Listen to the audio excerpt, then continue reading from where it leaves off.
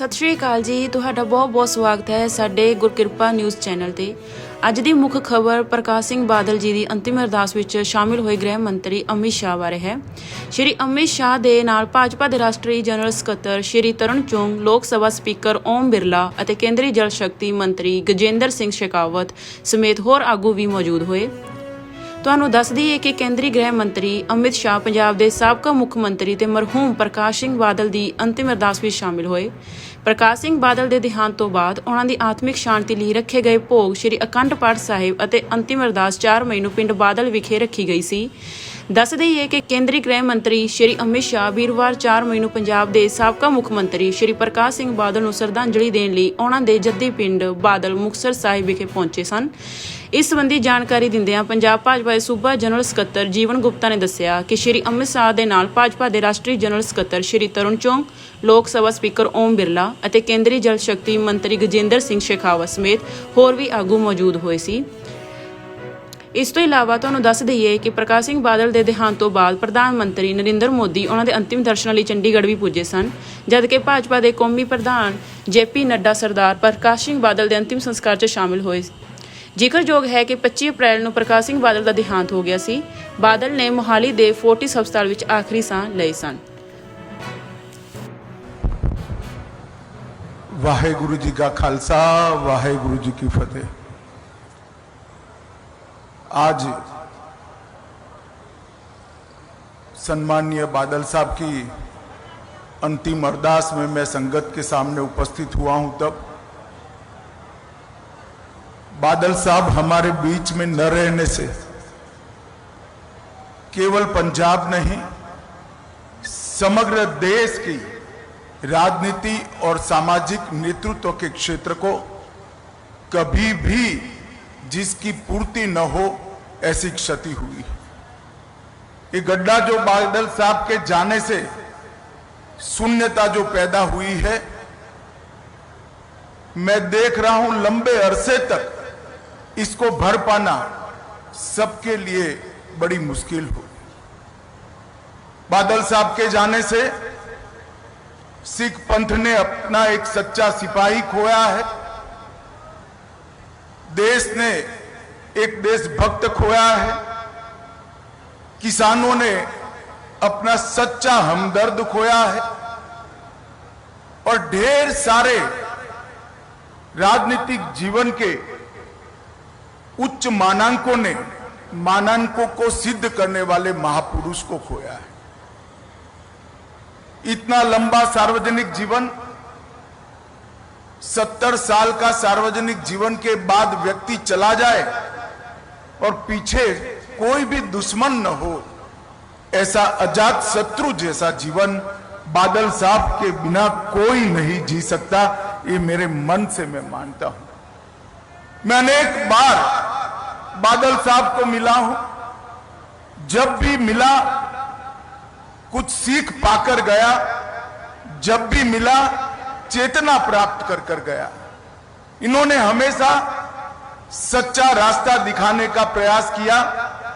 दल तो हमारे दो अलग थे, परंतु हमेशा उन्होंने वो ही कहा जो मेरे दल के लिए भी सही था। इतनी पारदर्शिता के साथ राजनीतिक जीवन में सलाह देना ये महामानव के सिवा कोई नहीं कर सकता। पंजाब के लगातार विधानसभा में रहने वाले सदस्य, सबसे ज्यादा रहने वाले सदस्य बादल साहब रहे। सबसे ज्यादा चुनावी राजनीति में भारत में जनप्रतिनिधि रहने का रिकॉर्ड भी बादल साहब का है। 5 बार पंजाब के मुख्यमंत्री बने और मैं रिकॉर्ड के आधार पर कह सकता हूं, नए पंजाब की नींव डालने का काम श्री प्रकाश सिंह बादल ने किया। सरदार प्रकाश सिंह बादल के जाने के साथ ही भाईचारे का सरदार चला गया। पूरा जीवन हिंदू सिख एकता के लिए पूरा जीवन उन्होंने समर्पित किया। राजनीति में कई विरोध झेलने के बावजूद सबको एकजुट रखने के लिए बादल साहब हमेशा प्रयासशील रहे।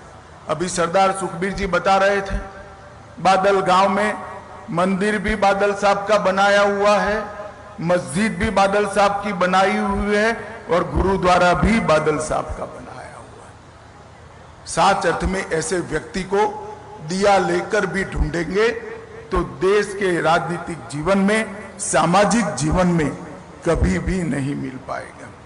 1970 से लेकर आज तक जब भी देश के लिए खड़ा होने का मौका आया, बादल साहब ने कभी पीठ नहीं दिखाई। सार्वजनिक जीवन में सबसे लंबा समय जेल के अंदर रहकर सिद्धांतों के लिए, पंथ के लिए संघर्ष करने वाला कोई व्यक्ति था तो सरदार प्रकाश सिंह बादल थे। इमरजेंसी की बात हो, मैं तो बहुत छोटा बच्चा था मगर मेरे पार्टी के बड़ों से मैंने सुना, अकाल प्रकाश सिंह बादल अकाली दल में चट्टान की तरह इमरजेंसी के खिलाफ खड़े रहे, लोकतंत्र की रक्षा के लिए।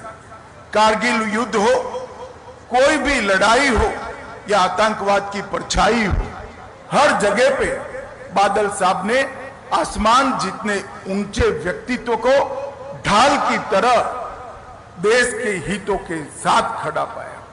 बादल साहब का जाना समूचे देश के लिए बहुत बड़ी क्षति है। सिर्फ सरदार सुखबीर और बीबी हरसिमरत जी के लिए नहीं, पूरे देश के लिए क्षति है और मेरे जैसे सार्वजनिक जीवन के कई कार्यकर्ताओं के लिए भी ये अपूर्णीय क्षति है।